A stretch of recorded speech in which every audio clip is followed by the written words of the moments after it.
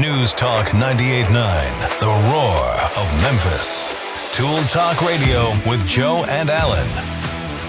Welcome to Tool Talk Radio, coming to you from the Brown Refrigeration Studios. I'm Joe Thorderson with Thor's Hammer, Carpentry and Wood Turning. I'm Alan Gilbreth with darkoakmedia.com. And I'm Maximilian. Look whose voice is back. Yeah. Yay! Yeah, that was getting a little rough last week, folks. If you missed it, Max's voice, it went out. He had laryngitis, and he had to speak using text to voice, Text to speech technology, and it was getting sorry, I forgot to mention it. Today is National Eat Your Vegetables Day. Okay, along with Bunker Hill Day. Okay, well, Alan, you celebrate that by siding it with an interesting protein, right? So, well, no. The idea is that you for Eat Your Vegetables Day, you eat things that eat vegetables. Yeah,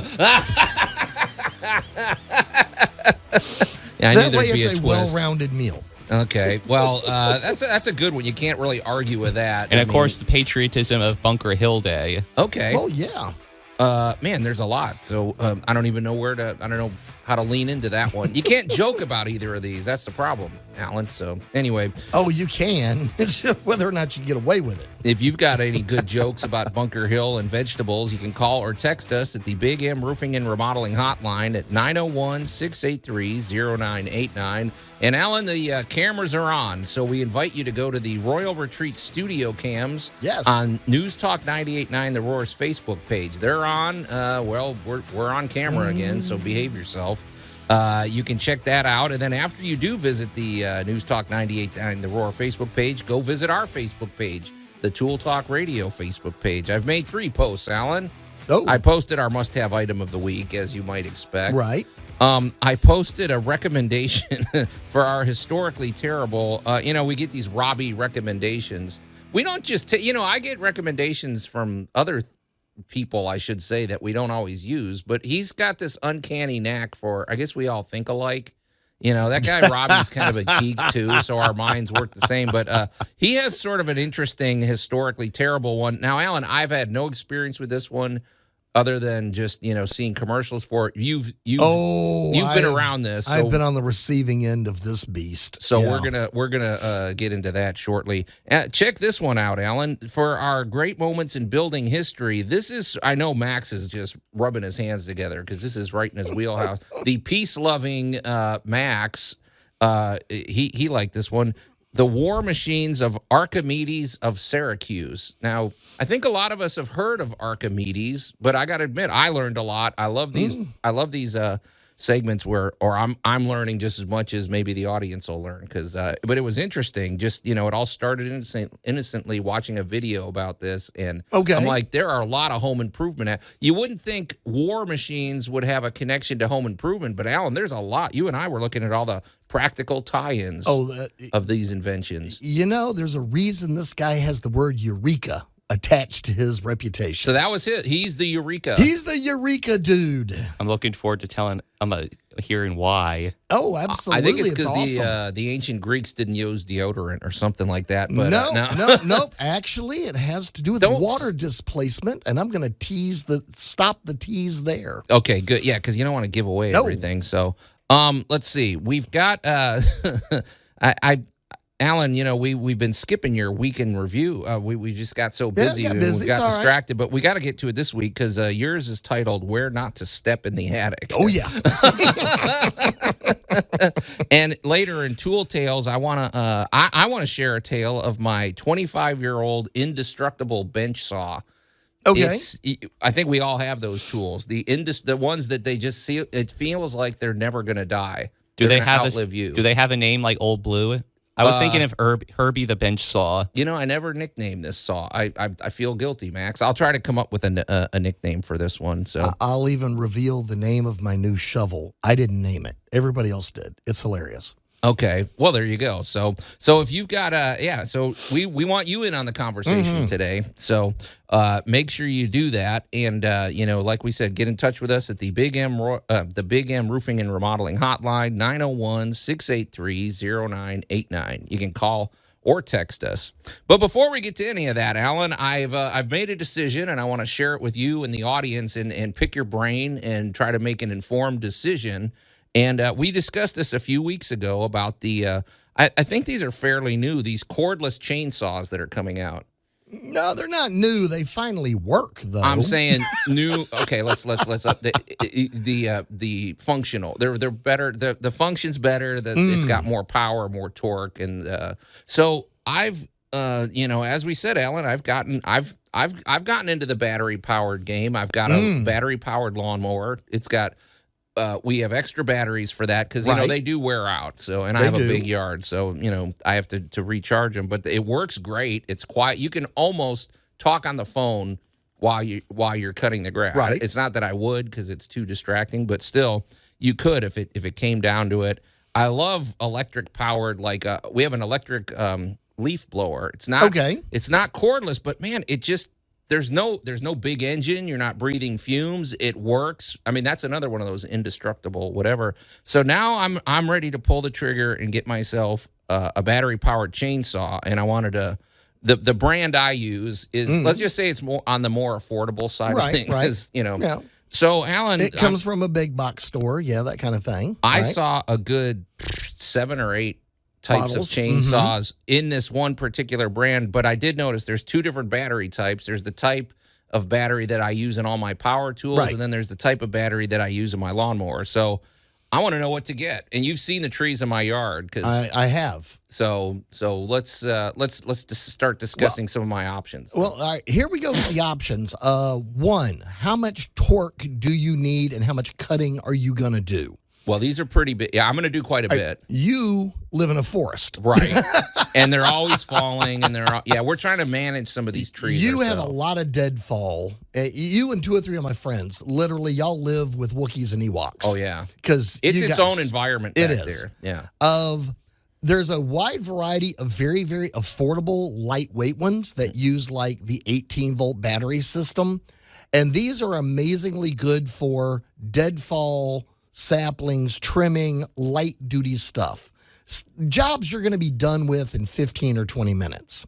Now, there's different size blades, too. Yes. I should say chains. But we'll talk about chain length when we come back, because there's a lot to why you need a certain length. Well, the thing is, so that's the thing. There's a lot of options, and I don't want to get out there and plus, there's a pretty big variety in price too. And I'm not going to just buy the cheapest one. Don't worry, Alan. I'll get the appropriate one. We need to get the right one. But I want to do that, and then also, I guess the thing is, I don't want it to be dangerous. I don't know. There's a lot to consider. So we're going to unpack that when we come back, and we're going to get to quite a few things today. It's going to be action packed. So stay tuned, everybody. You're listening to Tool Talk Radio here at News Talk 98.9 The Roar of Memphis. We're going to take a quick break, and we'll be right back. Tool Talk Radio with Joe and Alan. I'm here to clean the carpets. Most of the world is carpeted, and one day we will do the cleaning. News Talk 98.9, The Roar of Memphis. I think that explains why hardwood floors came back into vogue, Alan. Oh, my gosh. People like that. And welcome back to... That's a good... I always like that one. That's good, Max. And welcome back to Tool Talk Radio, coming to you from the Brown Refrigeration Studios. I'm Joe Thorderson with Thor's Hammer, Carpentry and Wood Turning, here with my buddy Alan Gilbreth from darkoakmedia.com and our pal Max over there behind the glass. You can call or text us at the Big M Roofing and Remodeling Hotline at 901-683-0989. And we invite you to visit the News Talk 98.9 The Roar Facebook page and watch the show on the Royal Retreat studio cams, which are up and running. Max got them. I think there was a signal issue last week. There was. Wi-Fi has a mind of its own, I suppose. We were talking about it Thursday, and it turned out my diagnosis was correct. Yeah. Yay. Most of the world is Wi-Fi, and one day they will do the cleaning. Yeah, no kidding. They'll All right, do the Max. distracting is what it is. And then after you've done that, once you've got that, once you check that out, go check out the Tool Talk Radio Facebook page. We've got a few posts up there, among other things, our historically terrible, which is going to be kind of an interesting one. And I feel like, am I wrong, Alan? This is a 70s product again. I am not doing this on purpose, but boy, the 70s just, it's like the gift that keeps on giving. I mean, Like New Jersey. Well, what? oh, in so many ways. Yeah. You have no idea how funny that actually was to me. Okay. New Jersey. Okay. oh we my love New gosh. Jersey, but, okay. Well, it's called the Garden State for a lot of reasons. Okay. All right, well, one of those reasons is, well, let's face it, mobsters like chainsaws. Okay. And now they're convenient because now you don't have to start them. You don't have to put gas in them. You don't have to smell them. And there is even a new category of them, Joe, specifically for like people that do a lot of just yard cleanup. Right. There is actually now mini chainsaws Well, that I've are seen little that. 6-inch blades. And these bad boys are, and I've played with one in the last couple of weeks. And I had looked at battery-powered chainsaws, 10 years ago, 12 years ago. Yeah. And they were absolutely terrible. It was a complete waste of money. Of today, however, the blades are thinner. The blade technology is good. These things are good and sharp. And the amount of torque, and you and I have mentioned this before. Yeah. The torquing that they have got built into these battery-powered devices these days is amazing. Well, if you're just tuning in, I told Alan before the break, this weekend. It's going to be kind of exciting. I'm going to pull the trigger, and I'm buying a cordless chainsaw. But I've got a different situation. You talked about some, there's people who have maybe not that many trees in their yard, or maybe they just need to use it to trim things or whatever. Alan, I'm not going to lie. We have one tree. We're contemplating whether I'm going to cut it down myself. That's how serious this is getting. So I need something. Now, I'm not doing this for a living, so I don't need like the, elite one. But so you're helping me make the decision. But we should speak to everybody out there that might be considering this. So, for the person that's doing a lot of home gardening and that kind of stuff, and all right, well, let's just start at the good old-fashioned reciprocating saw. Yeah. Because they make some great pruning blades for these things these days, and you can accomplish a shocking amount of garden destruction with a good reciprocating saw. Yeah. I use them. Which we have. Yeah. I actually use them clearing land for Sure. getting rid of privet and stuff like that. Of great devices, but still not a chainsaw. Yeah, because I broke mine trying to take out a tree stump. Yeah, which not was, specifically a chainsaw. So the little ones are really great for those limbs and stuff that deadfall, and you need to cut them up and get them out of the way. Your next size up, you're starting getting into like a 10-inch blade, 14-inch blade, 18-inch blade. A lot depends on how much you really need to use this. Well, I want to ask you something, because I've used chainsaws. I mean, I know, but not very much. And I do remember there was one time I used it, and of course it was the crank one with the gas and the fumes and everything else. And I seem to remember getting into a situation where I didn't like. It was too short. Like, in other words, like the blade wasn't, and I felt like you can get yourself into trouble. You kind of want to go across the whole limb, right? Where you want to be able to do that, right? So, okay. Well, you don't want it to jam up or the chain to snap. You definitely don't want it to kick back. Right, or kick back. That is the biggest thing. Generally, for the average person, just normal messing around the yard or the garden, of your 12 to 14-inch blades is more than adequate. Okay. Because you really don't, and you have to kind of look at the job you're going to do. If you're just cutting up limbs or you're getting rid of small trees, right, this is more than adequate. It's a light enough chainsaw. You can handle it. And the big thing is you can keep a good enough grip, both hands, that you're not worried about kickback or losing control of that blade. Right. Now, the bigger the blade, of course, the bigger the cutting you're doing. Mm-hmm. So, now, just to be perfectly honest, I have 3 gasoline-powered chainsaws at home. I've got a 12, a 14, and an 18. Yeah, you're not going to get rid of them. You've already got them. But well, yeah, I've already got them in, but I use a chainsaw a whole lot more than you do. Well, you've got like talk about the wood, the backyard menagerie and everything. Yeah, I'm the guy that helped create the Sahara, help get rid of the Sahara forest. You have your own ecosystem back there. So, well, I also move a lot of properties and do a lot of bigger jobs for people that involve moving a lot of vegetation sometimes. Okay, but Alan, I also want to ask, because there was 2 different battery options, and you notice, and I know it's funny because I'll look at one and I'm like, okay, why is this one $150 and the one right next to it that looks almost identical is $300? Right. So, okay, so first of all, I've got batteries for both, so that's not an issue. So is there a difference in torque? I mean, the lawnmower battery is a little bigger, but I don't know if the lawnmower battery is bigger and heavier, not substantially, but it is still bigger and heavier. Okay. The biggest thing to those 40-plus volt, 32, 40, 56-volt batteries, they really do provide a greater depth of power. Okay, so wait. So these things can push more torque longer. So you're saying that the lawnmower one would be... because you've already got because I'm calling the lawnmower, it lawnmower, but right. yeah. Because you've already got, and your lawnmower, I think, is like about 40 volts, as I remember correctly. Yeah. Since you've already got a 40-volt charger and you've already got 40-volt batteries, a 40-volt chainsaw is not out of the realm. I'm going to look at you and say, you've already got the stuff you need. It's got more power, is what you're saying. And you live in a forest. Yeah. Well, I want the best. I want to get the most, Right. I don't want to be out there changing the battery every 10 minutes. The 18 volters, you're going to be changing batteries pretty often on a large job. Okay. All right. All right. For the big job, where we're really going to, the big tree fell over and we're going to start whacking this thing up. Right. That's when you're going to appreciate that 40-volt battery. Okay. Yeah. So more torque, a little heavier built machine, and you're going to get the depth of that 40-volt battery life because it's designed to do things like run a lawnmower. Right. Yeah. Now, this is not to downplay all of the 18-volt systems. Because they do a great job. Right. I was going to say, so who's a candidate for one of those smaller, chainsaws or something? Like you said, just the average homeowner that just periodically needs a chainsaw for a little bit of time. They're trimming off fence post, or maybe they get quite a bit of deadfall.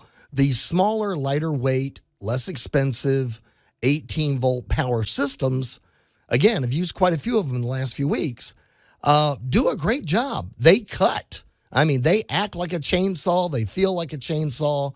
They cut efficiently. So long as you're treating it properly, it works fine. Okay, you just brought up a question for me. So, Alan, on my drill, for example, and I've noticed this with newer tools in terms of safety cutoff things and stuff like that. Okay, for my drill, for example, I have 23 settings.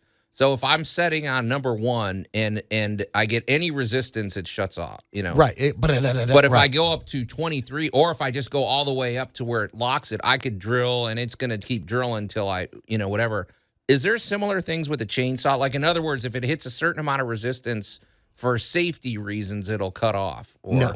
Okay, so you got to really be careful with a chainsaw. Yeah, that's why, again, a chainsaw is one of those things, if you've never used one before, find a friend that knows how to use a chainsaw and go cut some stuff up with them. I mean, hey, we even had someone on the text line, Symphony Dave. They said, I've got great results with my Cobalt 40V chainsaw. Oh, wait, 40 volt? Okay, that's what we're talking about. Yeah. So, what's the name?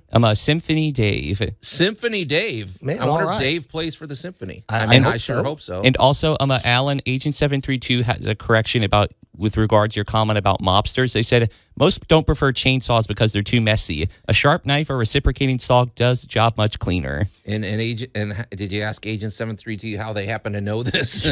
I think there's a New Jersey connection somewhere. Okay. Well, I like Symphony Dave's comments better, but Agent 732, I don't know, It's man. an unusual individual, to say the least. Okay, so we're liking. I guess I'm going to have to start comparing prices. I have a feeling the more powerful ones are obviously going to be. Is it a bigger motor too and everything, or? Again, depending upon the model, of course, the longer the blade, the heavier the unit's going to be, the more torque it takes to get the cutting done. Okay, gotcha. So the biggest thing is I know you have a big job in mind, but how often after that big job are you still going to be using it? Well, you've seen my yard. I'd rather have In your case, have one I'm that going to can say handle go it. with the 40 volt. Yeah, I'm going with the 40 volt. And Symphony Dave, I'd be curious what size chainsaw you've got. And But they said they were a 26-year member of the symphony chorus and also a bass singer. awesome. Hey, well, that's the kind of listeners we need. Sophisticated, and yet they still get in there and work with tools. So thanks, Symphony Dave. We appreciate that. And they have enough humility to listen to us. Absolutely. You're listening to Tool Talk Radio here at News Talk 98.9 The Roar, Memphis. We're going to take a quick break, and we'll be right back. Tool Talk Radio with Joe and Allan. We have radon coming from below. We have asbestos in the ceilings. These are silent killers. You are the silent killer. News Talk 98.9, The Roar of Memphis. Yeah, you got to watch out for those silent. Wow. Okay. And we're nothing silent about this show, Alan. And welcome back to Tool Talk Radio, coming to you from the Brown Refrigeration Studios. I'm Joe Thorderson with Thor's Hammer, Carpentry and Wood Turning. Here with my buddy Alan Gilbreth from darkoakmedia.com and our pal Max over there behind the glass.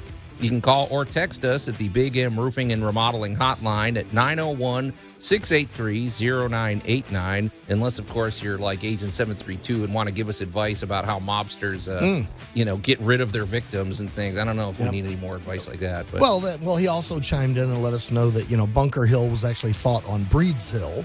yeah, So for it's- you it's- historically picky people, I'm picturing even Agent 732 in some little, I don't know what, some little hideaway. He's living, he or she is in a cabin somewhere out in the middle. I don't know. Living the Art Bell life. Agent 732 is weird. So, but if you want to watch the show, but you we can. love the agent. Oh yeah, of course. You can check us out at the Royal Retreat Studio Cam at the News Talk 98.9 Yes. The Roar Facebook page. They've been functioning perfectly. That light's been red the whole show, Alan. Hadn't so, blinked once. I can't understand though why it goes from green to red. It seems to me it would be the opposite. When it's going, it should be green, but that's Hollywood, I guess. But So- green means you're safe. Okay. All right. Yeah. Now you're no longer safe. So do that. Go to the News Talk 98.9 The Roar Facebook page, and then jump over to the Tool Talk Radio Facebook page and check out the posts we've made over there. So, hey, Alan, Max, I guess we've got somebody that also wanted to weigh in on the text line.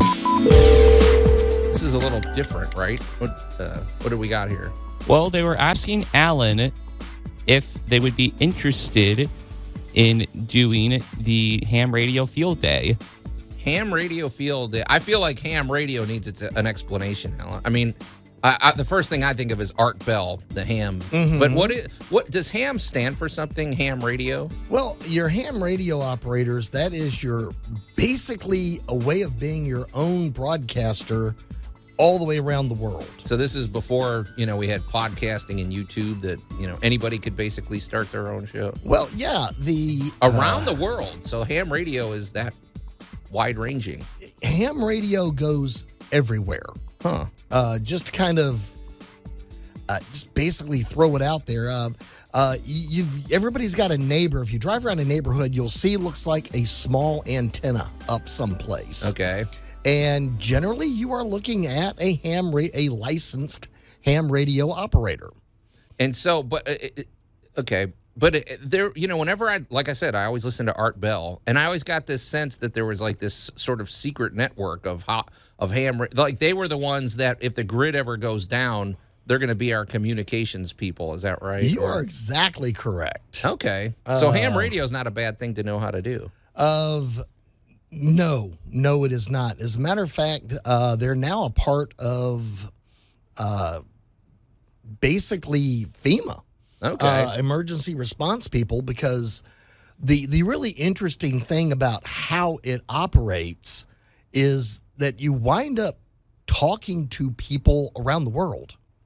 That's the part I don't get. I mean, but okay. Does it work like the old-fashioned radio through the air? Yes. With signals like that? And it can reach around the world. That's interesting. So basically... So it's really powerful, in other words. So yeah. It's kind of hard. It's one of these things that once it kind of began, it's an offshoot of the old Marconi, Tesla. That's what it era, reminds me of. Back in the, back post World War II. And this kind of society of people began, working with these citizen band style radios with their own little towers. And the better the tower, the more weird stuff you could pick up. And you would be dialing around. Of course, this is pre-internet days. And you'd be dialing around and suddenly you'd hear a funny accent and you'd start talking to somebody and then realizing that your signal had managed to randomly bounce around the world until you were talking to somebody overseas or on a different continent, whether it was above us or below us. And the really bizarre thing is this is a really resistant technology. What do you mean? Well, if you got a generator, you don't go off the air. You're broadcasting. You're on the air. So you and, people, let's say we have a massive tornado. Yeah. And power is out across 3 states. Right. Well, if they got a generator and a ham radio, congratulations, they're communicating. I don't know, man. You're reminding me of that episode of Andor.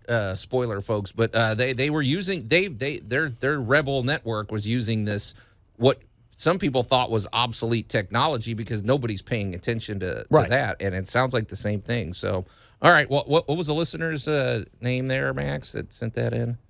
I mean, they didn't. I'm not really sure about their name because they said Jelly, but I'm not sure whether or not that's their name. I know who it is. All right, Jelly. And the answer is yes. We're going to do this. Okay, cool. All right. Well, that was very random, but ham radio. I guess.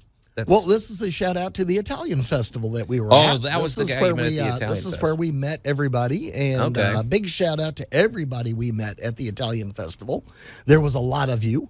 Yeah. Oh, absolutely. It was a lot of fun. Great event. So we loved being out at that. It's cool. So there's all right, the Ham Radio Festival. So you're going to be there. So you know who I wonder is going? I wonder if Larry Brown from Brown Refrigeration is going to be at the Ham Radio. Is there any applications for him? I guess if the grid goes down, we're going to have bigger problems than our HVAC. I don't know. We'll see. It's a good, hot, muggy day. I'm thrilled to have AC today. But you know what? Larry is always involved with all of the latest technology and even probably, some of the ancient technology, I'm sure. So I wouldn't doubt if somewhere in the back of their warehouse they've got a ham radio. But regardless, man, Allan, if you need any HVAC needs, we of course, Larry Brown is it's one of those, it's one of those companies. It almost feels like it's Brown Refrigeration has just always been there. It's sort of an institution here in the Mid-South, and that's what you need, especially with an HVAC company. It is not just a matter of buying your HVAC unit and saying, thank you, I'll see you in 20 years. No, it's an ongoing relationship because it requires maintenance, just like your vehicle.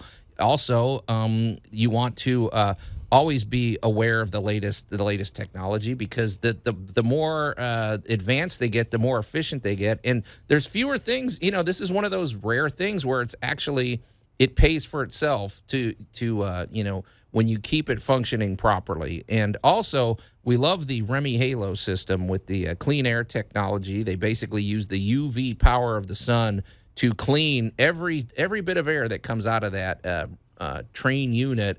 It's clean air, and it's also cleaning every surface that it hits. And have you ever been in a place, Allan, where it's clean, and the thing you notice is that you don't notice any odor? It's just like the air just is sort of there, but it's there's no fragrant, there's no any of that. It's just it's a great feeling to breathe that very in. Very clean, very refreshing. Right. Yes. And that's what you want in your home. I mean, let's face it, we always talk about eating healthy and drinking healthy. Well, you need to breathe healthy. Think of all the stuff. Man, think of the stuff floating around in the air, especially here in the Mid-South with all the pollen and everything out there.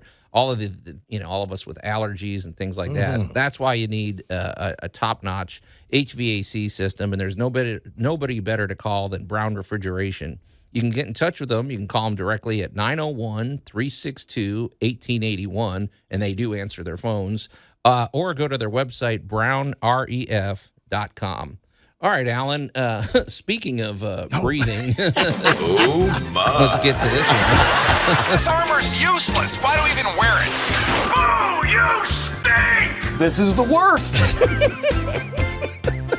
Well, Alan, in this week's Historically Terrible, we have another Robbie recommendation. You know, one of our most loyal listeners, Robbie, always sending in good stuff. He doesn't waste our time with a lot of useless, whatever. No, he went right for the flashbacks. Although I would have to say Robbie obviously grew up in the 70s, or he at least was a kid. And because, boy, he really leans heavy into the 70s. Anytime we're ridiculing the 70s, he's right there with us. But this one, Alan, I saw commercials for it. Oh, yeah. I think I don't know. I saw some places that might have had one, but I never really saw any. I never saw anybody in their home that had one of these. Oh, yeah. The Smokeless Ashtray. Oh, yeah. So, Alan, here's my question. Okay, you and I. Now, I've never smoked. I'm happy to say I know people smoke, but growing up, man, the one thing I remember, Max, you won't be able to relate to this, but man, you got on an airplane, or you went in a restaurant, or you went in your neighbor's house, and how much secondhand smoke did we breathe in? Oh my! Your doctor smoked doing rounds in the hospital, checking on you. I just remember a lot of smoky smell back then. So I don't miss that. That is definitely one thing that's better in our society today. So, but tell us about the Smokeless Ashtray. Oh my gosh! Well, because there was always that one weirdo relative that didn't smoke. Oh, yeah. There was always the oddball. one complainer. Health nut. Yeah, the one complainer in the family. Right. They came up with this horrifying idea of it was battery powered, and it was at the birth of the battery powered fan market. So I remember those little clip-on fans. They put a little filter in the bottom of this thing, and it was an ashtray. Right. And you turned it on, and the little fan would pull the air down through the filter. Right. And the filter was, I believe the technical term would have been pert near useless. I was going to say, because air, okay, correct me if I'm wrong, Alan, in a filter, the air still has to go somewhere. You can't. It doesn't just magically. No, it doesn't magically It seems to me disappear. it's still going to kick out some. Well, what it did was things. it diffused. Instead of watching the smoke curl up from the cigarette, right, the little fan already diffused it for you and just kind of pushed out the dirty air underneath it. Okay, Alan, and then when people take a drag of their cigarette, they're still blowing the smoke up into the air. Oh yeah. No one said this was a great idea. Yeah. It was a fabulous idea. I just remember when the movie Gremlins made fun of that thing because I don't remember that. It was great. It was one of Dad's great inventions that never worked. He invented this in the movie. Well, in the movie, he was the alleged inventor, and these things went off like smoke bombs.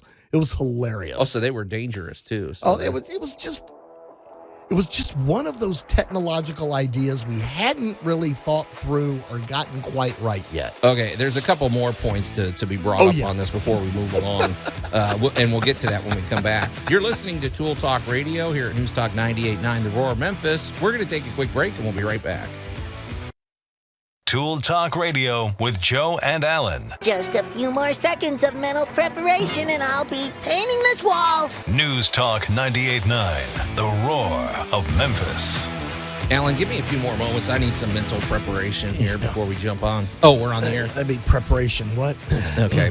And welcome back to Tool Talk Radio, coming to you from the Brown Refrigeration Studios. I'm Joe Thorderson with Thor's Hammer, Carpentry and Wood Turning, here with my buddy Alan Gilbreth from darkoakmedia.com and our pal Max over there behind the glass.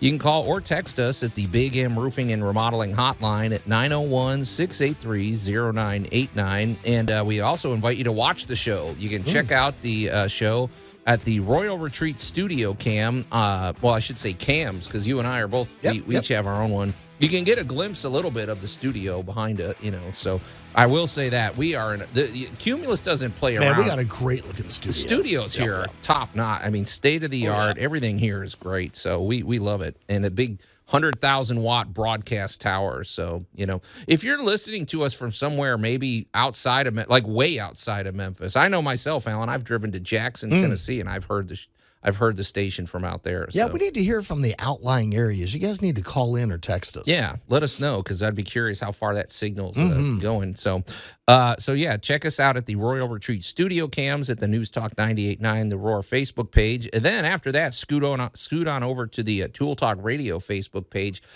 There's several interesting posts. The one coming up next hour, Alan, when we get to our great moments in building history, I posted a really good video of what we're going to be discussing, the war machines of Archimedes of Syracuse. You know, those Greeks had cool-sounding names. Syracuse is a cool name.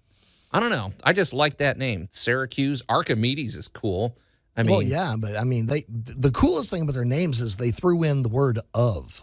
Yeah, of. Yeah, right, you would right. be, Joe of Thorntonson. It just sounds, I feel like if my very name dramatic. if my name was Archimedes, I could show up on a job and immediately charge 20% more just because they would assume, okay, Archimedes knows what he's doing. So you know what I mean? Just you got one of those. You got Good one of those branding. James Bond kind of names, right. Yeah, so yeah. hey, Alan, before the break, we were talking about our historically terrible segment, the Smokeless Ashtray, which was one of Robbie's recommendations. And one of the things he pointed out, we were talking about, this is I believe it's a 70s. Well, oh my gosh, yes. It's drawing the smoke down, which Right. sounds great. Although people still take drags of the cigarette and then they breathe it, so you're getting less, I suppose. Not really. He pointed something out though that it's interesting. He said, okay, well, while it's sitting on the ashtray, it is actually the ashtray is actually smoking the cigarettes for you because it's drawing. So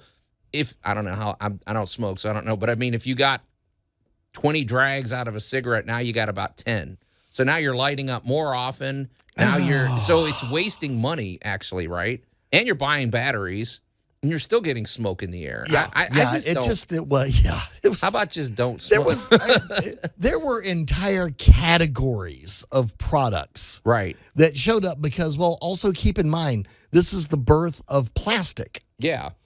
Oh, plastic. Anything we could make out of plastic, including our clothing. It's the birth of modern plastics. It's the birth of modern batteries, and it is the birth of modern, really small motors. There you go. And and we just, oh my gosh, you go back to like a 1970s Sears catalog and start flipping through that thing. Yeah.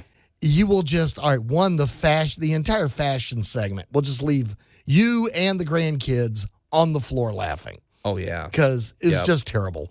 And then all the products that were coming out. Because suddenly we had, the manufacturing power of World War II with all these new products that we're really kind of getting our hands around. And a lot of really bizarre ideas came out. Oh, yeah. Well, and let's face it, this was the era of the pet rock. This was the era of just a lot of goofy things, just very fad type things. So it's basically somebody cranked these out in a warehouse. They said, we're going to crank out 500,000 of these. Do what you got to do to sell them, and we'll move on to the next gimmick after this or something. That's kind of that was the 1970s in a nutshell. You might be being generous. I think that's what it is. So, all right. Well, that was a good one, Robbie. By the way, he just texted. He said he's listening in Corinth, and he's hearing us on the radio. So Corinth is a pretty good haul from here. That's a nice little drive. Awesome. I don't know what he's doing out there, but I guess he's a mobile force. So that's cool. Yeah, if you're on the outlying areas, we'd love to know how far the signal's reaching. Would love to hear what you're up to. It goes pretty far. So, all right, Alan, let's get to this. We've taken a few weeks off, but it's time to get back into it. So, the humanity. If you're new to Tool Talk Radio, that can only mean one thing. Alan, you do a wide variety of jobs, and you never know what Alan might be doing. So we like to check in with him and find out what he's doing in Alan's Week in Review. So this is a rather ominous title you gave us. Oh, so, yeah. Yeah, this began a few days ago when somebody sent me a picture and said, "What can you do about this?" And I hate those texts, man. So, I looked at it and I went, "Who stepped through the ceiling?" So you had a big hole in a... and they're kind of like, "Well, how do you know it was in the ceiling?" And I'm like, "Trust me, I see insulation back behind there. So who's in the attic?" Did they send you a picture from the attic or from the ceiling? No, from below? the closet. Oh gosh. Okay. So Somebody put their foot through the attic. Yeah, a family member was putting down boards in the attic because they want to do some kind of project. Because they didn't want to step through. Yeah, well, they want to step through. However, all right, well, good for them. That's what you should do. The one spot that they hit didn't realize that board didn't quite go all the way to the next rafter. So it was a Three Stooges moment. It was a complete Three Stooges moment. And the foot came down through, bizarrely, of the entire house. The one spot the foot came through the ceiling was inside of a closet in a back bedroom. So this is just the tiniest little space you could have. Now, of all the places 2 in the inches house, the other way, and they'd have been safe. Yeah. So, but yeah.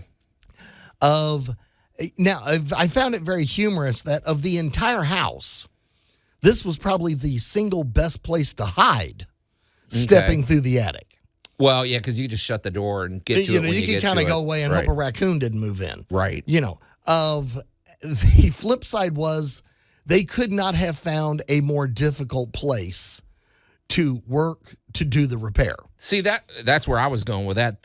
I hate those spaces. You've seen these little they're almost like a half closet or a little tiny pantry. And man, you try to get in there and maneuver, it's snug. And it's right there. You're looking right at it, but it's tough. You can only get one arm in. And I'm not a small person. Right. And, so this is where you kind of go back. I'm glad 40 years ago I took that 6-week yoga class. Oh, yeah. And then your arms get really tired when you're having to reach up and you try to hold the sheetrock in place. And right. And of course, the poor homeowner had, never really had any kind of work like this done in the home. So, so here's this big guy hanging on a ladder, all twisted around, snake-like up into their closet. And they see me reach down. And of course, I know you love my holsters. Oh, yeah. But I got, in this situation, you need a holster. I've got the big diving knife, AKA the sheetrock knife. Tell people those are super handy. And those are really a must-have item. And they are a scary looking knife. Because, this thing has got this is like a big 4-inch handle with a 6-inch blade that's got these huge jagged edges down one side. So when somebody pulls this out, the horror movie just got serious. Yeah. When I'm looking at this right now, I'm just thinking of the mobsters again. I'm going to gut you like a fish. Oh, yeah. This is probably what they all carry one of these in their holster. And you're reaching up in their closet with this giant, looks like you're going after a shark. Right. And so they hear the cutting and the stuff is falling around you. That's what's bad, too. You got everything falling in your face when you're trying to do this. And you wear a mask. Oh, yeah. Well, I've got my mask on. I got my goggles. And, so I'm up there and I get the little hole all cut out, everything nice and neat. So then I disappear out to the truck for a few minutes and come back with 2 or 3 little pieces of sheetrock all cut to accomplish the necessary repairs. And, so you get all that done. So now I'm getting all swept up and cleaned up and back out to the truck and come back in again. And they're like, oh, you're not done? I'm like, oh, no. Now we got to mud it. That's phase one. Yeah, that's, phase Although one. That's the worst part of it. Once it gets to the spackling and the mud, then you're in good shape. Yeah, yeah. The worst part is the cutout. It's just getting that cut out. But watching this poor homeowner just look in absolute horror as some guy's you already got a hole in the ceiling and now I'm up there making it bigger. Right. Well, I will say this, Al. It's dangerous. And you talk about something that's jarring and you could really hurt yourself when you step through a ceiling like that. But the other thing, too, I wanted to mention was, joists should be 16 inches apart. If it's a really old house, it's 24 inches apart. Yeah. Don't always assume that that's what they did because you might have a 4-foot board and you go, okay, I can spread it across. Well, they may have decided to make that one 18 inches apart. Sometimes that happens. I hate to say it. So just as they like to say, it wasn't always exactly where you thought it was going to be. But so it was probably dark up there. They were probably laying it out and didn't see, or maybe there was insulation in the way. Or I'm not going to be too hard on a foot slip in an attic can be very serious. Oh yeah, yeah. So, for if you've got to go in your attic and walk around, or if you're going to put boards up there for some light storage, the attic is not the best place to store things. Well, they'll It's dry hot. out. Yeah. It's hot. Don't store your paint up there either. It'll be ruined in a month. The winter will take care of that for you. It'll freeze and it'll cause all kinds of problems. Yeah. So the cautionary tale is be very aware of your attic and be careful, but a fall through that ceiling, that sheetrock only holds so much. Yeah, absolutely. So, all right. Well, Alan, hour 1 of Tool Talk Radio's in the can, but we got some great stuff coming up in hour 2, including our great moments in building history, where we're going to discuss the war machines of Archimedes of Syracuse. This is Tool Talk Radio. We're going to take a quick break, and we'll be right back. News Talk 98.9, the roar of Memphis. Tool Talk Radio with Joe and Alan. And welcome to hour 2 of Tool Talk Radio, coming to you from the Brown Refrigeration Studios. I'm Joe Thorderson with Thor's Hammer, Carpentry and Wood Turning, here with my buddy Alan Gilbreth from darkoakmedia.com and our pal Max over there behind the glass. You can call or text us at the Big M Roofing and Remodeling Hotline at 901-683-0989, like several people have been doing this morning. Those are cool, and we answer in pretty much real time. So we do try. Yeah, so do that. You can also watch the show today at the Royal Retreat studio cams, which are on the News Talk 98.9 The Roar Facebook page. You can go there and watch the action if that's your thing. You could also watch it anytime. If you want to come back later and, maybe you're driving right now and you can't, but you can always go there any time of day and go back and watch the episode. And you get a little glimpse of the studio around here, but not Max's high-tech control board. He's got a whole command system over there. It's pretty cool. Great facilities over here at Cumulus. Also, we invite you to go to the Tool Talk Radio Facebook page and check out the posts we've made over there and join the community. Spread the word.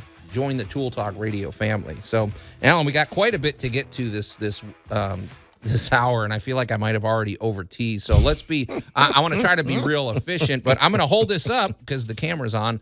I'm holding this up for our must-have item of the week. And it's pretty basic, and I didn't spend a lot. Yes. So I've got a little storage container. I want to say it's about 12 inches by 6 inches by about 5 inches tall, something like that. Yep. With the lid that clips on. With the clip-locking lid. But I've got a whole collection of these, and I'm sure you do too, Alan. And this one is transparent, which I like. Mm-hmm. Because there's nothing worse than having to fish through all the. Because these work great if you want to. You can throw anything you want in there and stack them and whatever. But I mean, I know it's a pretty basic item, but sometimes we don't overlook the basic. These things are hugely practical. Well, now I'll give you a kind of bizarre application for them. At one facility I work with, they use a lot of pendants. AKA controls for machines that plug into them. Okay. The problem with you plug in, you make it go up or down or whatever. It's like for controlling light hydraulics or actuators. But they have probably 20 different machines, and each one uses a different pendant. Let me guess. Do you have a Sharpie and you label each one so that you can just look up the side and go, that's the I have a small wall of pendants. There you go. And that you can honestly find just by looking in the box by what machine, did somebody just accidentally back a forklift over the pendant? Right. There Need you a go. pendant for the XYZ, and you walk over and go, boom.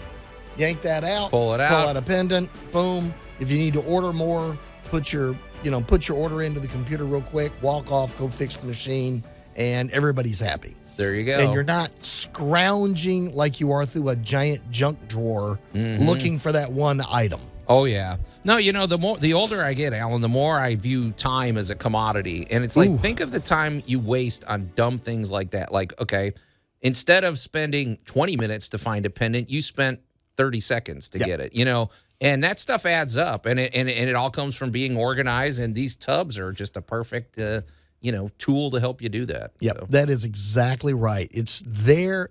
It's kind of like, oddly, I've put in a lot of gardens this year for people. Why is that odd? That's all you do. Well, I spend more than usual this year, and everybody looks at me and goes, man, why do you put so much work into setting it up? And I look at them because I don't want to do it the rest of the year. Yeah.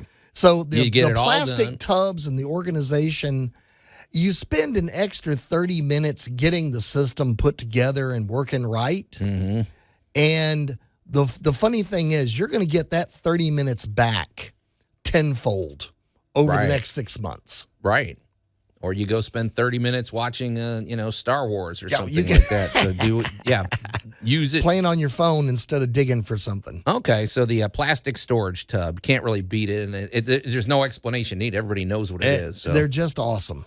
Okay, now I would have to guess if you were to go to this man's garage, he's probably got a whole well-organized system of plastic tubs, and that's our good buddy Jay Hill with Big M Roofing and Remodeling. I mean, everything else he does about his business is well-organized and structured and put together, so Man, he can why would he his can get garage some be any stuff done different? quick. Yeah. If you have anything, okay, Jay's big specialty, and I have an announcement to make. This is I had a really interesting conversation with Jay this week because he's teaming up with me on a project. But Jay is all about the exterior protection of your home from top to bottom. Roofing, of course. You know, roofing is really his crown. That's his huge focus. But also gutters, siding, and windows. And I could now announce here on Tool Talk Radio, he's expanded into concrete. Jay is going to be pouring a concrete foundation for a project I'm working on. I said, Jay, can you recommend a good concrete contractor? He goes, by the way, anyway. And just he so said happens, me. Well, they've expanded. He's brought on a team. He's brought on a concrete team. So Jay is just constantly evolving. So, man, these live reads are going to get longer and longer, Alan. But anyway, if you've got anything, any roofing needs, especially the roof, because Jay is a GAF Master Elite Installer, 5 stars, always 5 stars with the Better Business Bureau and Good Housekeeping. And GAF really is just the elite, and they are they always get it done. At the cutting edge of technology. They're a really interesting company. Just go watch YouTube videos about what GAF is up to. It's pretty fascinating. But also, Jay is a former insurance agent, and that is an interesting combination because if you've got any, if you might have a homeowner's claim, maybe your roof is covered by, maybe you've got roof damage, it's covered by your homeowner's insurance. That is a difficult process to navigate, and really you need an advocate. And Jay Hill can be that advocate for you. He's got the experience, and he will help you know if you've got a path forward. And if you do, even if you don't, either way, at the end of the consultation, you're going to know, and it's a free consultation. So it makes a lot of sense to give him a call. Or you might need financing. Jay has 30 lenders that he works with, and the financing these days is easy. I mean, it takes literally 2 minutes. You pull it up on your phone, you're going to get qualified. It's just great craftsmanship and great workmanship, and Jay's just a riot anyway. So you're gonna like working with Jay. So give him a call. You can call him directly at 901-484-5645, 24 hours a day. Call him during the Super Bowl or something like that. But he loves that. Or go to his website, bigmroofingandremodeling.com. So, yeah, good old Jay. Yeah, I'll tell you more about that project as it unfolds, Alan. So, but, boy, I'm really looking forward to this, Alan, because coming up, we're going to be getting to our great moments in building history. And I know this is going to be right up Max's, alley, because Max, even though he's a peace-loving, easygoing guy, he's always fascinated with the study of war. And we're going to talk about the war machines of Archimedes of Syracuse. Eureka. Oh, boy. You're listening to Tool Talk Radio. We're going to take a quick break, and we'll be right back. Tool Talk Radio with Joe and Alan. Gonna paint our wagon, gonna paint it good.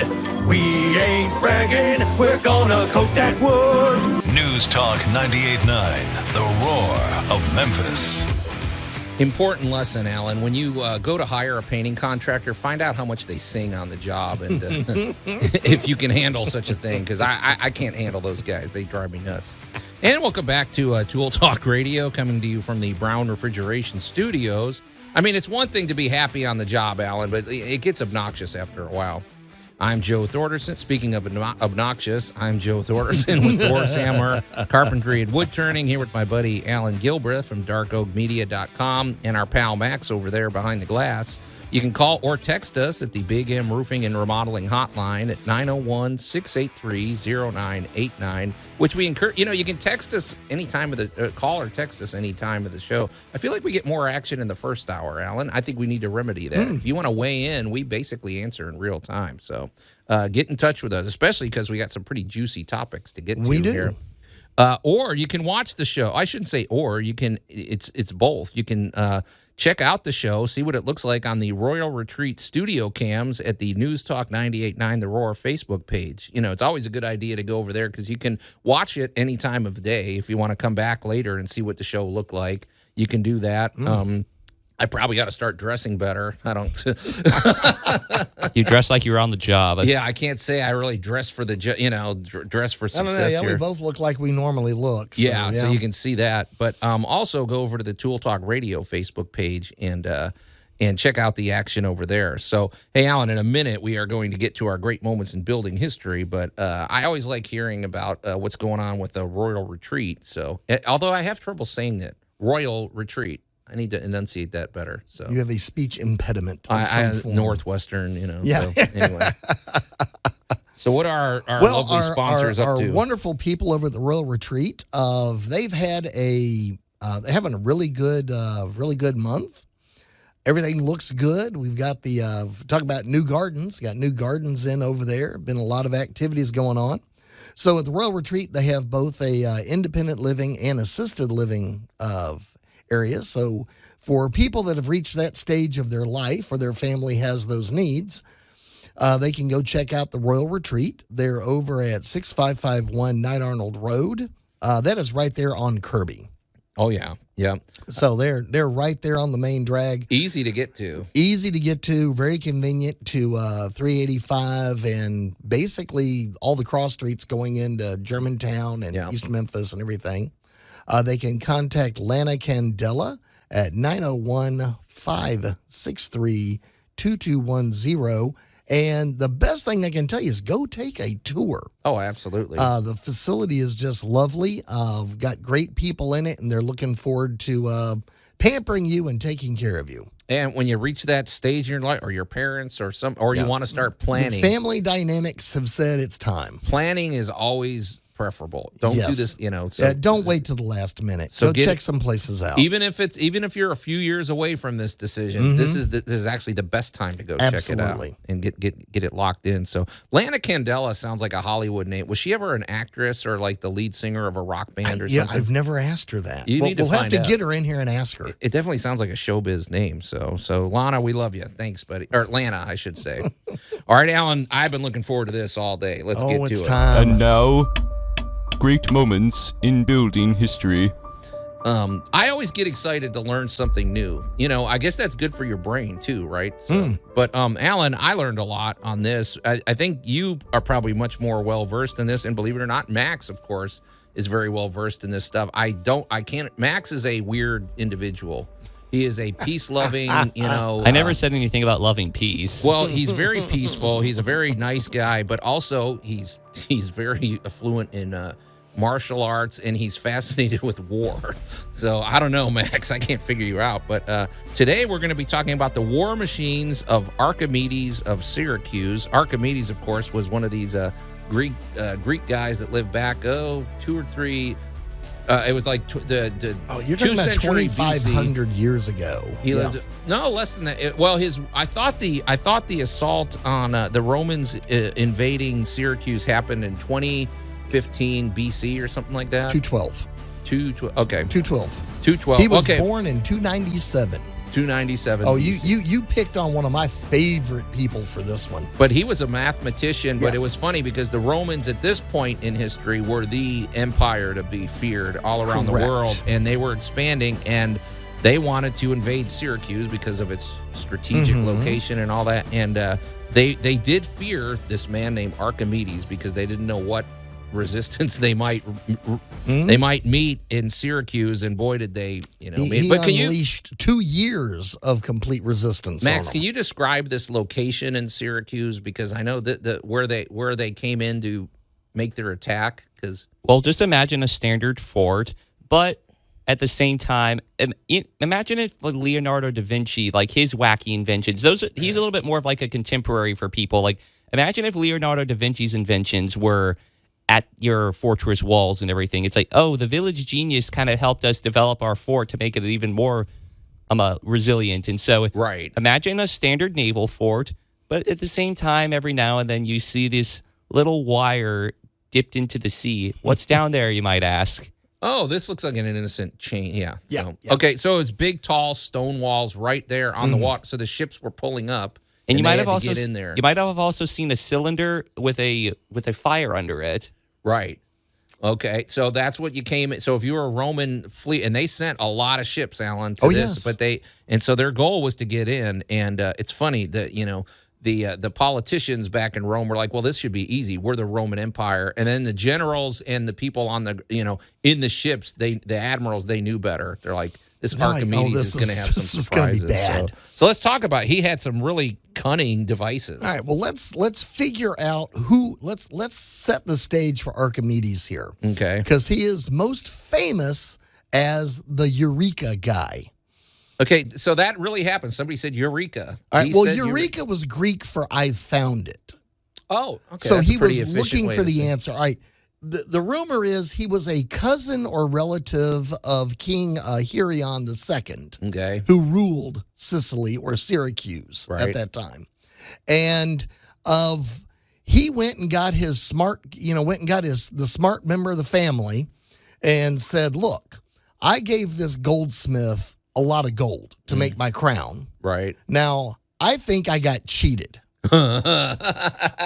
So you don't want to do that to the literally king. Yeah. somebody's head is at stake. Right. So good old Archimedes told him, all right, let me think about this for a couple of days.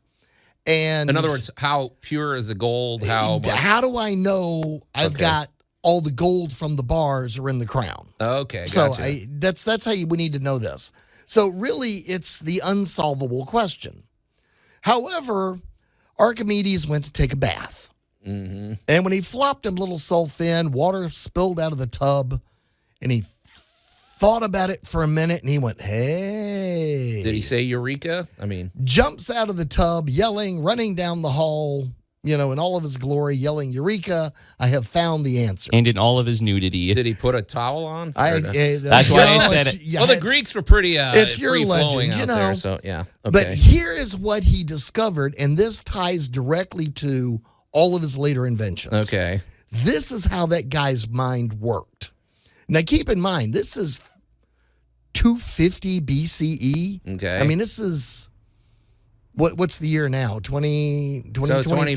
So, this is over 2,000 years ago. Yeah, okay. And he's sitting there and he comes up with the idea that molecular density and displacement. Ooh, how's that for some great stuff? Okay. Yeah. So, basically, he takes the crown, he weighs it, he gets the exact same amount of gold in weight. Right. And then we get a big tub of water. And we put the crown in it, and X amount of water overflows. So we measure that. Mm-hmm. He refills and resets the experiment. This time he puts the exact same weight of gold in it, and the water overflows. If the density of the crown is still the same as the density of the gold the king gave the goldsmith, they would have displaced the same amount of water. Okay. They didn't. All right. Yeah. So the king was now short a goldsmith. Yeah, I was going to say, off with their heads. But this is the idea. And then Archimedes came up with another idea. He came up with something that we are still using today that applies to this. He came up with a screw pump. That's the one I wanted to get. So here you go. That. So we had the whole idea of water and density and mass, and now he developed a way of pulling water uphill. Right. Yeah. 2,000 water years pump ago. In a sense. So, getting water up to instead of using buckets, it kind of went in a screw mechanism and it twisted. So, But I wanted to talk about the war machines, Alan, because that's what we're here. So, those two inventions get us to all of these things he began throwing literally over the wall. Right. And in the water, because he was literally having to deal with water and naval opponents. Yes. So going back to the chain in the water, that's something, to quote Toy Story, the claw. Yeah. It's so basically that, Max. So let's start with that. And I liked how basic the names were. It was just called the Claw. And so basically, if you could imagine, it looked like a chain. And I'm assuming they had a big arm that could maneuver this. So basically, if a ship got too close, they swung the chain over there, and it had like a grappling hook on the bottom of it under the water, and it sprang up. They had a way of like a quick release mechanism, and it basically grabbed the ship, and it jerked it around a lot, and then it slammed it back into the water. So could you imagine being on that ship, Matt? It's jerking it up in the ground, up in the air 20 feet, and then... So it's like that scene in the Avengers when Loki is thrown around by Hulk. It's exactly. It pokes a hole in it, sinks the ship. It's very demoralizing and scary. Speaking of demoralizing and scary, you're listening to Tool Talk Radio here at News Talk 98.9, The Roar of Memphis. We're going to take a quick break, and then we're going to continue our discussion of great moments in building history. Tool Talk Radio with Joe and Allen. You've got paper and you've got paint. A deadly combination! Let me show you. News Talk 98.9, The Roar of Memphis. I mean, what kind of paint is this guy using? I don't it might be messy. I don't know about deadly, Allen. But he's working with Archimedes. He really has to calm down. And welcome back to Tool Talk Radio, coming to you from the Brown Refrigeration Studios. I'm Joe Thorderson with Thor's Hammer, Carpentry and Wood Turning, here with my buddy Alan Gilbreth from darkoakmedia.com and our pal Max over there behind the glass. You can call or text us at the Big M Roofing and Remodeling Hotline at 901-683-0989. And we have also invite you to watch the show on the Royal Retreat Studio cams at the News Talk 98.9 The Roar Facebook page. And then, of course, after you do that, jump over to the Tool Talk Radio Facebook page, give us a like, and check out the posts we've made over there. Hey, Alan, before the break, we're, of course, in the middle of our great moments in building history. We're going way back. You love the Wayback Machine. I do. We're talking about Archimedes of Syracuse and the war machines he invented. So we're going to jump back into that in just a moment. But, Alan, last week we got so carried away we never got to our talking about our own projects. So what are you doing this week with darkoakmedia.com, sir? Well, darkoakmedia.com, all they got to do is pop over to that website, or they can catch up with us over at YouTube or Spotify. Right. And, of course, Geek Tank Radio, Tool Talk Radio, and The Food Dude are all highly featured podcast. The Food Dude has been doing really, really well the last few weeks. Well, when you bribe people with food, it's kind of low-hanging. It is. It's you sort walk of in with easy. a souffle, and suddenly you're popular. Right. However, the big killer this past couple of weeks have been people you might have seen. Yeah. So these are caricatures from, your favorite coffee shop, your favorite hardware store, just the kind of weird people we run into. So you stereotype people, judge them, and ridicule them for our entertainment. Absolutely. Okay. Absolutely. Not unlike... So you're prominently featured, Joe. So. Okay, sounds good. So check that out at darkoakmedia.com. So, all right, sounds good, Alan. Well, let's get back to our great moments in building history, and we got a lot to get to. Cool. So Archimedes was this ancient mathematician, and he just thought differently, and he thought dynamically, which is something we always And he also appreciate. dressed differently. And when he decided to put clothes on. But the thing is, they were facing at this point in history, the Roman Empire was they were huge. The big guys. They were at one point the Greek Empire were in their position, so they knew a little something about that. But these war machines are actually there's some that are very practical. We're going to get to one in just a minute that I think has connections to home improvement, but also there was a psychological component, because not only do you want to defeat this enemy, you also want to scare them literally and terrorize them. So we just discussed a minute ago this giant claw that would literally lift a ship, throw people around, poke a hole in it, and drop it into the water. So now they've been incapacitated. Well, keep in mind, he also had catapults. Right. Giant crossbows, like from a sci-fi movie. Right. Seriously, the big giant, we're going to fire a telephone pole at you. Right. Of the really cool one that made the claw work was he actually invented what we still use today as compound pulleys. Right. So right. with There was the ability pulley and of pulley that somebody, since Max is quite a bit younger and smaller than either of us, somebody Max's size with a compound pulley could control quite a bit of weight on the other end. can lift a ship. That's just what they did. What I was going to say, like back to the psychological component with regards to the claw, it's like when you might second guess going up to an area if you see a chain. It kind of makes me think of the ancient version of landmines or of ship mines during World War II, because like, wait a second, I see that thing bobbing in the water and everything. I don't want to get close, or it's literally going to blow us out of the water. Right, and it was he probably positioned the chains at the very the place they'd want to climb up, but they can't, So they really faced a pretty powerful thing.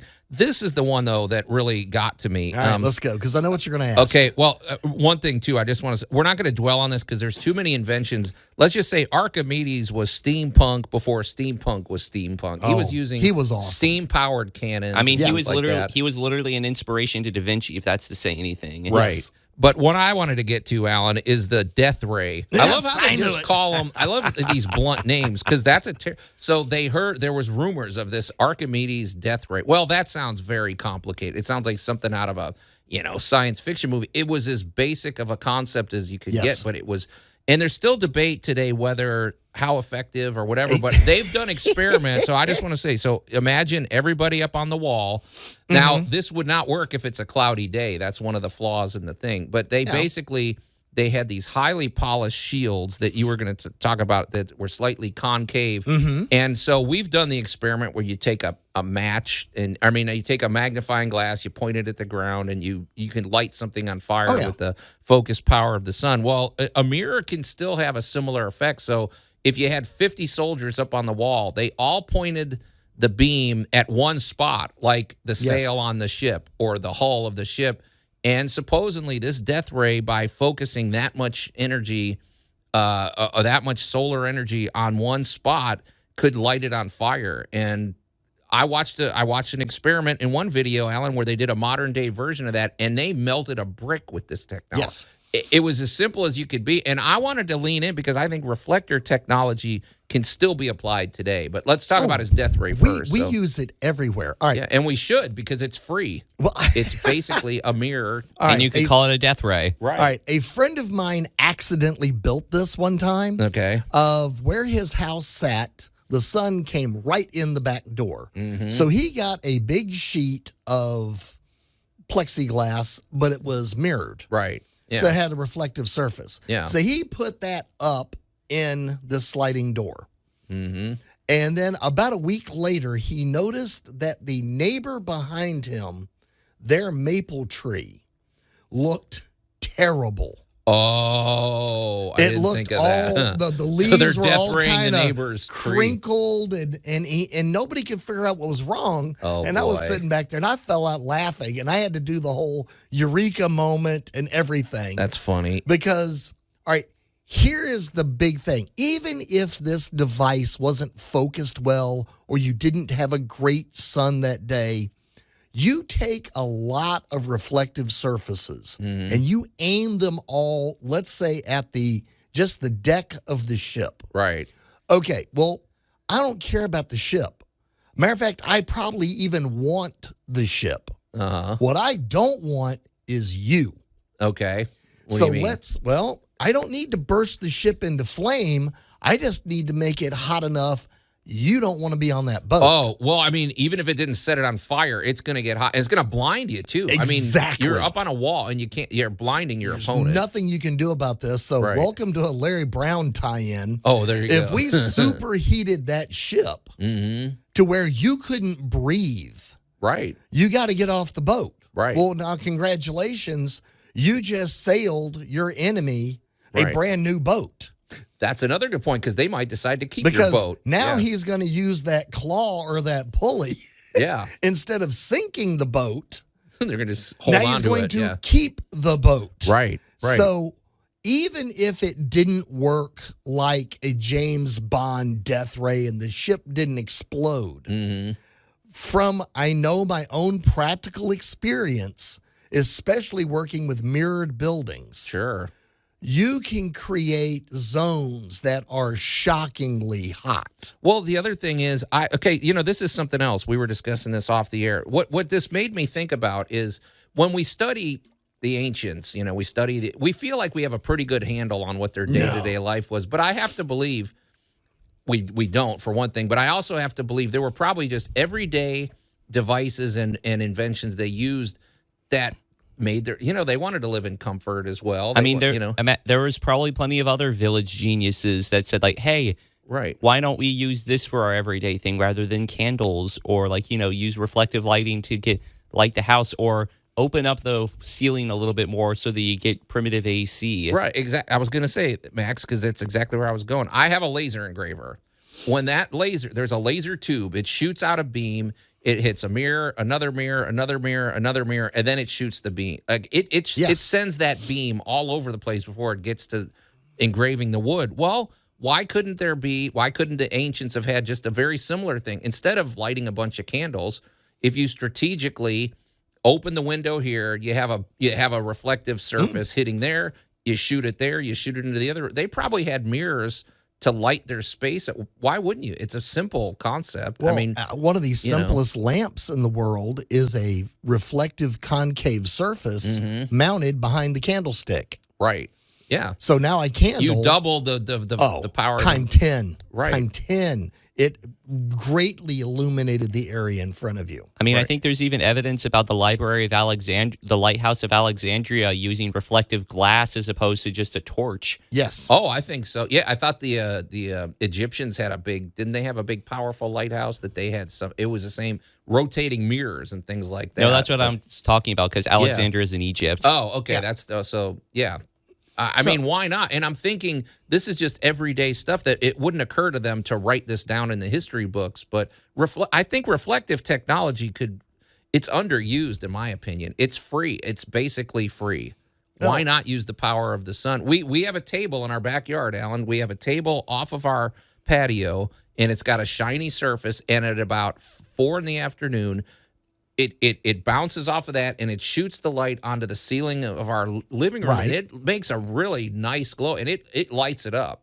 And it's not costing us anything. Well, and there are, of course, no medieval churches or stained glass windows that took advantage of the sun and the light and the rays. Right. And Stonehenge would never have been aimed where the sun came up in the perfect spot. There you go. I think sun, the path of the sun and reflective stuff probably played a much bigger role in our past than and we just know. Tiny little everyday things that, you're right, nobody just thought of writing down. Archimedes might have been sitting in the bathtub. The sun was coming in, reflecting off of whatever. It was getting his face hot, and he said, eureka. I got an idea. Or he visited the baker, right, who had just got through hanging out with the pottery maker and had installed a pottery wheel so that they could reshape dough. Oh, yeah. And then everybody's kind of like, well, this is impossible because 2,000 years ago, nobody would have been able to make a concave shape.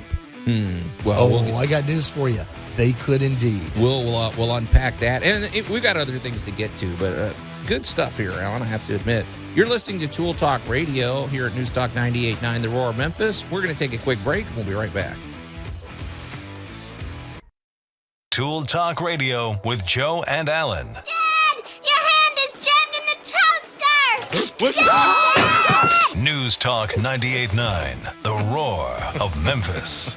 We need to send Matt Groening a thank you card. We get more mileage out of these Simpsons clips than anybody, or else Max is just obsessed. I don't know. It goes either way. It works. And welcome back to Tool Talk Radio, coming to you from the Brown Refrigeration Studios. I'm Joe Thorderson with Thor's Hammer, Carpentry and Wood Turning, here with my buddy Alan Gilbreth from darkoakmedia.com and our pal Max over there behind the glass. You can call or text us at the Big M Roofing and Remodeling Hotline at 901-683-0989. And we invite you to watch the show today on the News Talk 98.9 The Roar Facebook page and the Royal Retreat studio cams. They're up and running, and they haven't, they've been We haven't had any signal interruption the whole time. I guess I have to keep that in mind. Little red button's been staring at us the whole time. Yeah, so do that. And then afterwards, go over to the Tool Talk Radio Facebook page and check out the action over there and give us a like and subscribe.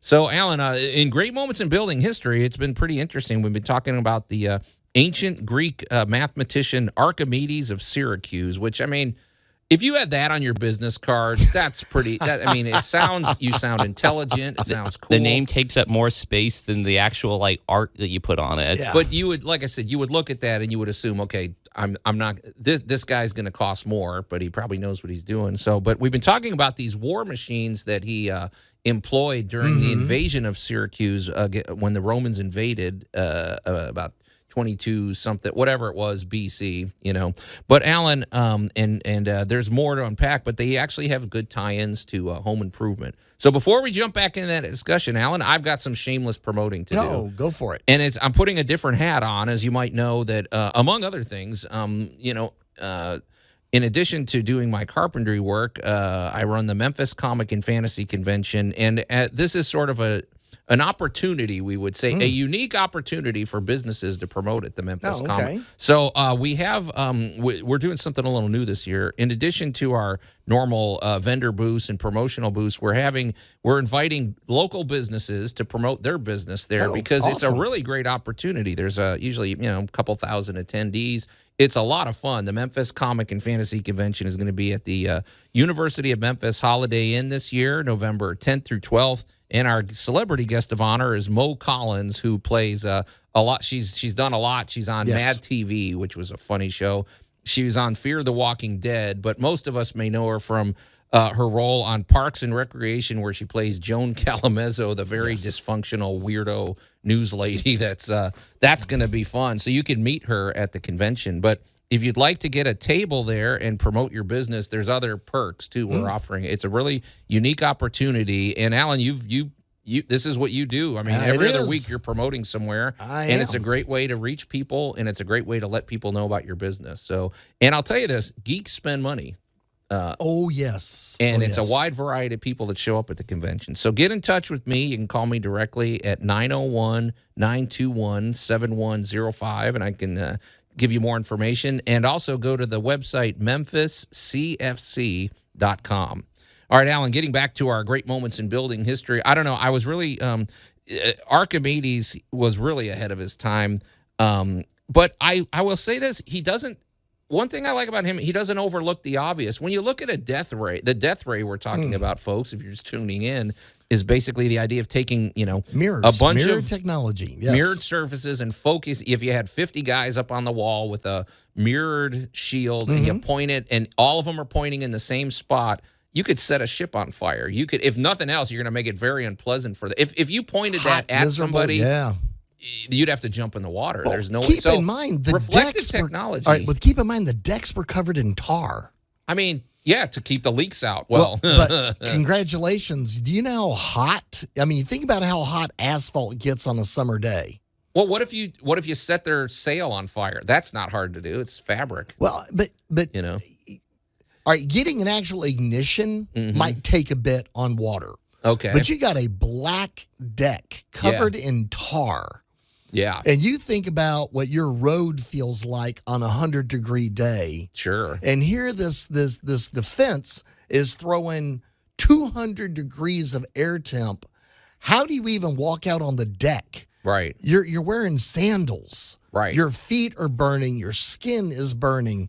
You talk about a sunburn. And you're blinded. Oh, my gosh. They're just basically he is doing what we used to call a solar oven. Yeah. He is cooking you and your boat. I mean, we've all experienced this. I'm sure you've had this, Mac. You're driving at the wrong time of the day. You drive by, I don't know, a bus or something, and the sun is reflecting, and you're blinded temporarily. And that's really scary. Not only even that, but like if you're talking about like the power of the sun on a object at rest, going back into your car, even if you have the best of ACs, it's going to take you a minute because you're still kind of cooking from the inside. Sure, if you're parked in the sun versus parked so the fact that every one of his ideas was based in relatively simple mechanics, right? We're still using all of these technologies today. It might behoove us, though, to discuss how he met his end.